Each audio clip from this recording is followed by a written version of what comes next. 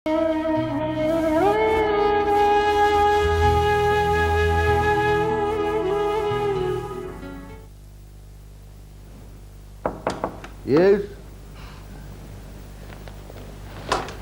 अरे बेटा, वो शुमाइला कहाँ है? जी वो अपने कमरे में। कमरे में है? तो वो लड़का कहाँ है जिसके बारे में तुम लोगों ने कहा था कि हर हाल में वो मुझसे मिलने यहाँ आएगा, जो शुमाइला को पसंद है? वो बस किसी भी वक्त आने वाले होंगे। मगर वो है कौन? ये तो मैं भी नहीं जानती। आएंगे तो आप खुद ही पूछ लीजिएगा।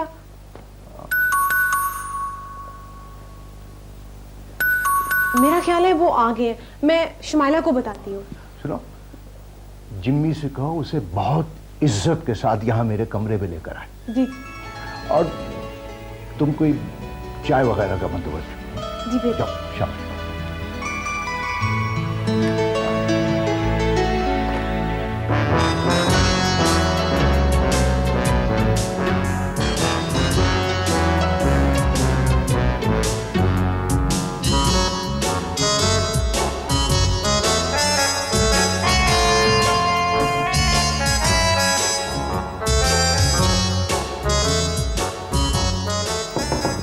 यस। अस्सलाम वालेकुम। देर से आने की मैं माफी चाहता हूँ। आप मेरा मतलब है तो? जी बोला। अब हशाम। तुम वो कार्टून नहीं हो जो एक मर्तबा पहले भी आए थे? जी मैं वही कार्टून हूँ जिसे आपने एक मरतबा थाने में बंद करवा के जमानत पे रहा करवाया था। लेकिन सेठ साहब, मैं माफी चाहता हूँ। घर बुलाकर किसी मौजूद मेहमान को कार्टून जैसे लकब से नवाजना कम से कम आप जैसे पढ़े लिखे और बड़े आदमी को कुछ जेब नहीं देता। आई एम सॉरी, मैं माफी चाहता हूँ। नहीं, ऐसी कोई बात नहीं। खुदा न खास्ता, मेरा मकसद आपको शर्मिंदा करना नहीं था, अपनी हैसियत बताना था। मैं इस मुल्क का एक छोटा सा फनकार हूँ। फनकार हो? तो वो जब तुम पहली मर्तबा आए थे वो तुम्हारा असल रूप था या बहरूप बदल कर आए? नहीं शेर साहब, ना तो वो रूप था और ना ये बहरूप है। मैं एक मज़ाहिया फनकार हूं। लोगों में खुशियां बांटता हूं, चेहरों पे मुस्कुराहट बिखेरता हूं। ना तो मैं लोगों को दुखी देख सकता हूं, ना लोग मुझे संजीदा देखना चाहते हैं। इसलिए ये सब कुछ मैं करता रहता हूं। ऐसी मुझे यकीन है कि शुमाइला तुम्हें पसंद करती है। जी नहीं, मुझे ऐसे भी कोई गलतफहमी नहीं है। हाँ, लेकिन इतना जरूर कहूंगा कि मैं शुमाइला को पसंद करता हूं। तो शायद तुम ये समझते हो कि मुझे शुमाइला से तुम्हारा रिश्ता मंजूर है? शेर साहब, आप जैसे बड़े लोग हमें अपने घरों में बुलाकर, अपनी महफिलों में बुलाकर, हमसे ऑटोग्राफ लेके, हमारे साथ तस्वीरें बनवा कर फख्र महसूस करते हैं, एजाज महसूस करते हैं। लेकिन जब भी कभी फनकारों के साथ रिश्ता जोड़ने की बात आई है तो न जाने आप हम लोगों को कौन सी मखलूक समझकर किन किन अल्फाजों से पुकारते हैं। ऐसा क्यों है? ऐसे ही ड्रामा ड्रामा ड्रामा अल्फाजों का कारोबार करते हो ना, इसलिए। जी नहीं, एहसासात और जज्बात की तर्जुमानी कर रहा हूं इसलिए। सेठ साहब, शुमाइला जिद्दी, बेबाक और नादान लड़की है। वो किसी और के साथ गुजारा नहीं कर सकेगी। अच्छा, तो ये सब कुछ तुम्हें कैसे पता चला? सेठ साहब, ना तो मुझे शुमाइला की दौलत की जरूरत है और ना ही आपके इस आलीशान महल की। मुझे तो शुमाइला की जिद्दी, बेबाक और नडर तबीयत पसंद है, क्योंकि मुश्किल पर्चे हल करना मेरा शौक भी है। तो ये सब कुछ मैं कैसे यकीन करूं? ना तो खुदा को गवाह बनाकर कहूंगा और ना ही ईमान की कसम खाऊंगा, लेकिन मैं अपने प्यार और अपनी मोहब्बत से अगर शुमाइला को ठीक न कर सका तो ये फन ही क्या, ये दुनिया भी छोड़कर चला जाऊंगा। मगर साहबजादे, अगर शुमाइला फिर भी ठीक ना हुई तो? नहीं, आप एक मुझे मौका तो दीजिए, आप उसे रुखसत करके तो देखिए। अगर वो फिर भी ना ठीक हुई तो फिर मैं उसे वापस छोड़ जाऊंगा, लौटा दूँ। नहीं, मेरा मतलब है कि मैं तो शादी नहीं करती, शादी तो हो चुकी होगी। मेरा मतलब मैं उसे तलाक दे दूँ। नहीं, तलाक नहीं। आओ, मेरा मतलब समझे नहीं आप? आओ, मैं इतनी देर तक अपने आप को काबू कर नहीं सका। मैं जैसे आओ, जैसे मेरी बात तो सुन, मैं ये कह रहा था आपको तलाक नहीं है। नहीं, मेरी बात तो सुन, मैं जाऊंगा नहीं।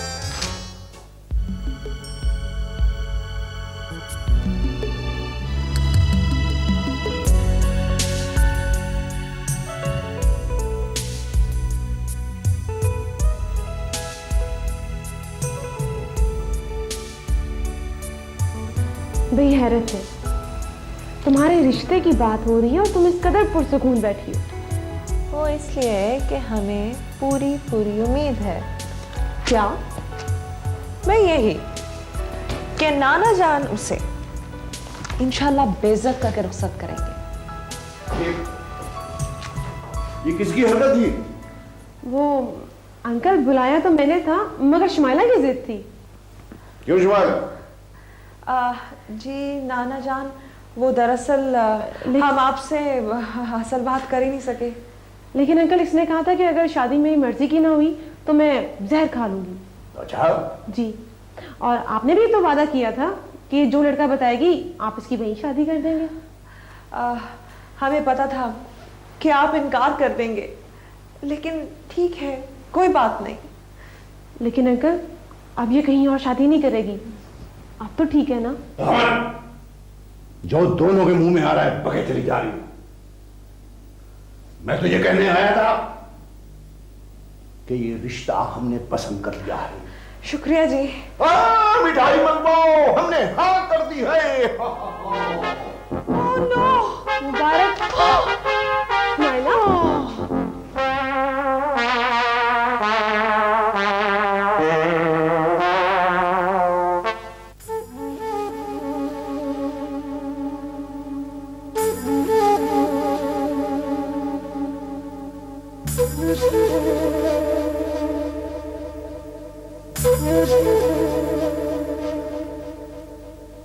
हेलो सोनी, बिल्कुल ठीक वक्त पर आई। Thank you. कॉफी या चाय? कॉफी। एक्सक्यूज मी, 2 कॉफी ले आओ। ऐसी कौन सी बात थी जो फैक्ट्री में नहीं हो सकती थी? अधूरे प्लान को मुकम्मल करने का वक्त आ गया है सोनी। तुम्हें पता है सेठ शुजात अपनी बेटी की शादी कर रहे हैं? नहीं, किससे?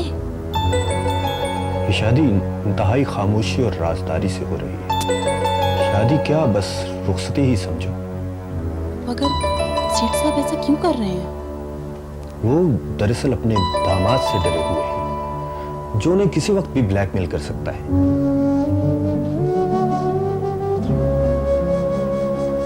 फैक्ट्री के तमाम इख्तियारात और हिसाब किताब मेरे पास है। मेरा साथ दो, प्लानिंग मुकम्मल है। चाहो तो आधी फैक्ट्री की मालिक बन जाओ, चाहो तो कैश की सूरत में भी अदायगी हो सकती है। प्लान बताइए। मैं पहले भी आपके साथ थी और आज भी आपके साथ हूँ। लेकिन आने वाले कल में हम दोनों अलग अलग होंगे। ठीक है। मैं चाहता तो सेठ शुजात को ब्लैकमेल भी कर सकता था, शुमाइला को बता देता कि उसका बाप जिंदा है, लेकिन इससे एक नया मुहाज खुल जाता, मेरा और प्रिंस का, जो कि इंतहाई खतरनाक काम है। फिर असल प्लान बताएं। शादी की रात सेठ शुजात को कत्ल कर दिया जाएगा और पुलिस को हम खुद इतला करेंगे। पुलिस को यह बताया जाएगा कि चूंकि लड़की का बाप जिंदा है और उसे इस शादी पर एतराज है, इसलिए उसने सेठ शुजात को कत्ल कर दिया। फिर इस तरह एक तीर से 2 शिकार हो जाएंगे। मगर इस सारे प्लान में मुझे क्या करना होगा? अंदर की इत्तला मैं रखूंगा, बाहर की खबरगिरी तुम करोगी और खतरे की सूरत में मुझे मोबाइल पर इत्तला दोगी, बस।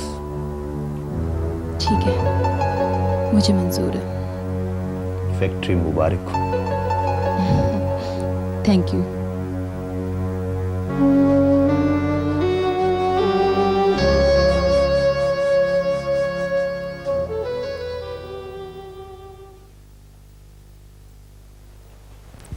लीजिए। थैंक यू डॉक्टर साहब। Okay, take care. आइए।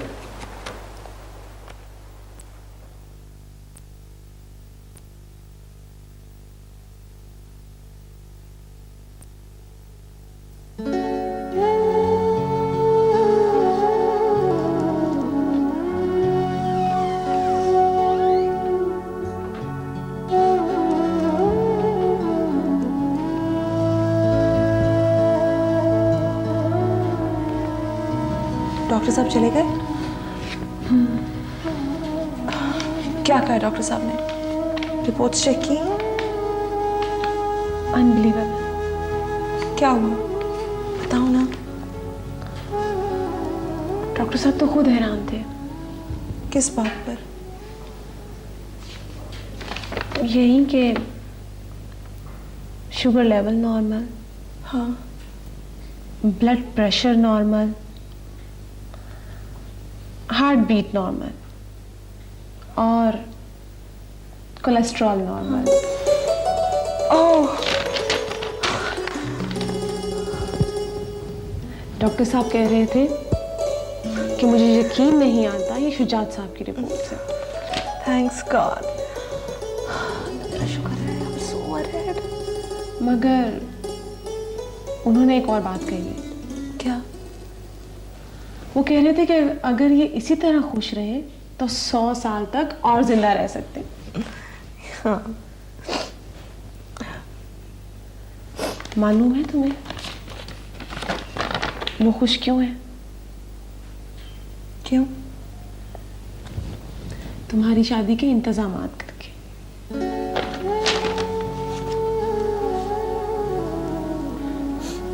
देखो देखो, मुझे मालूम है कि भोला तुम्हारी पसंद नहीं, लेकिन तुम्हारे इनकार की सूरत में अंकल को सदमा हो सकता है। नहीं। और कोई भी सदमा उनकी जान ले सकता है। प्लीज है ना। लेकिन शुमाइला, जोड़े तो आसमानों पर बनते हैं। हम सोचते कुछ है और होता कुछ है। तुम अपनी पसंद नापसंद छोड़ो और भोले को अंकल की जिंदगी समझ कर कबूल करो। प्लीज इनकार मत करना, वरना अंकल। प्लीज ऐसे मत कहो। एहरा, नाना जान में तो हमारी जान है। हम तो उनके लिए अपनी जिंदगी भी कुर्बान कर सकते हैं। ये तो कुछ भी नहीं है, कुछ भी नहीं है।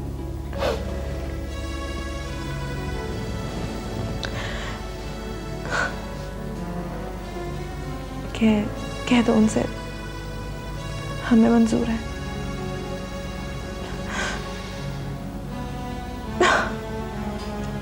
शुमाइला,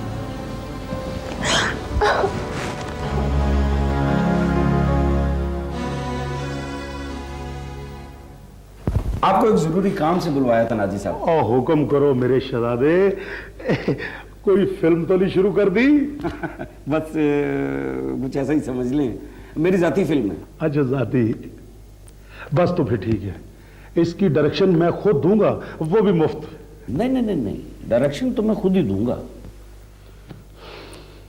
बेटा, अगर सारे एक्टर डायरेक्टर बन गए तो हम क्या करेंगे? काम? क्या काम? आपने बाप बनना है। हैं? मैं बनाऊंगा। फिल्म में? नहीं नहीं, हकीकी जिंदगी में। किसका? मेरा। क्या कह रहे हो बेटा? मेरी समझ में कुछ नहीं आ रहा। दरअसल मैं सेठ शुजात की नवासी से शादी कर रहा हूँ।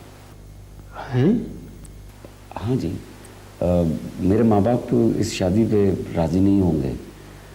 आपको मेरा बाप बनकर इस शादी में शिरकत करनी। तुम होश में तो हो? उस्ताद भी तो बाप की जगह ही होता है। वो तो ठीक है, बाप की जगह होता है, लेकिन ये जो तुम मैं आपको अभी तफसील तो बता रहा हूँ ना, तफसील सुन ले, उसके बाद जो मर्जी आए वो कह दीजिएगा। बात दरअसल ये है कि सेठ शुजात की नवासी है।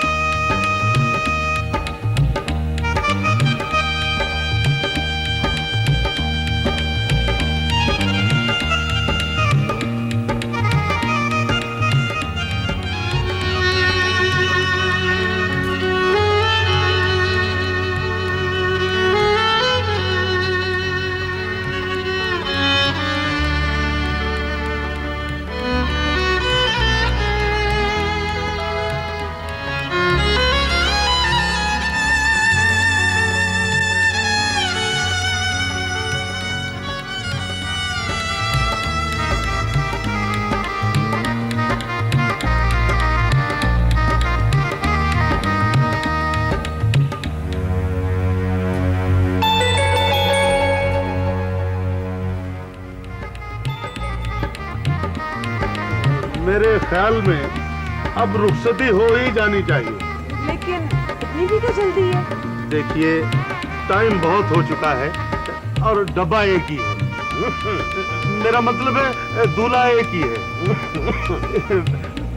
मेरा मतलब काफी देर हो चुकी है जी। शुजात साहब नजर नहीं आ रहे, रुखसती में देर हो रही है। बाजी आने ही वाले हैं। किसी और को और ठंडा चाहिए? बस भाई बस, घर जाके खाना भी खाना है। आपसे नहीं पूछा।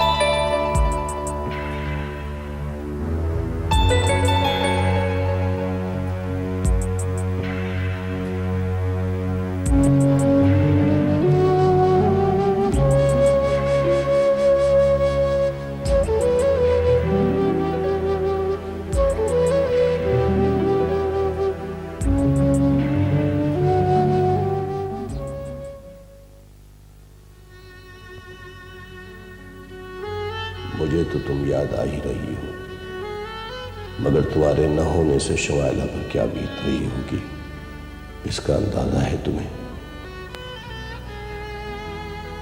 यहां तक तो बड़े हौसले से सफर तय कर लिया है, लेकिन उसकी रुखसती का वक्त बर्दाश्त नहीं होगा मुझसे। रुखसत तो तुम्हें भी दुआओं के साथ ही किया था, मगर अल्लाह न करे उसकी किस्मत ऐसी हो। मेरा दिल काबू में नहीं है। या अल्लाह मुझे हिम्मत दे और मेरी बच्ची के नसीब अच्छे करे। तुम दोनों गवाह रहना, मैंने सिर्फ इसी दिन के लिए खुदा से जिंदगी मांगी थी।